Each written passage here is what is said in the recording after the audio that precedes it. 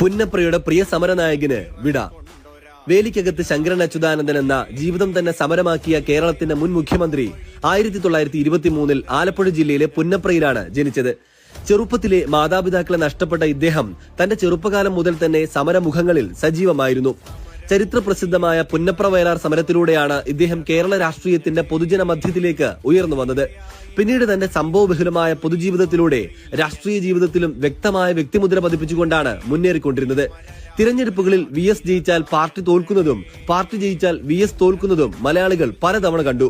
കേരളത്തിൽ മുഖ്യമന്ത്രിയാകുന്ന ഏറ്റവും പ്രായം കൂടിയ വ്യക്തിയായി 2006 മെയ്യിൽ 82 വയസ്സിൽ VS ചരിത്രം കുറിച്ചു.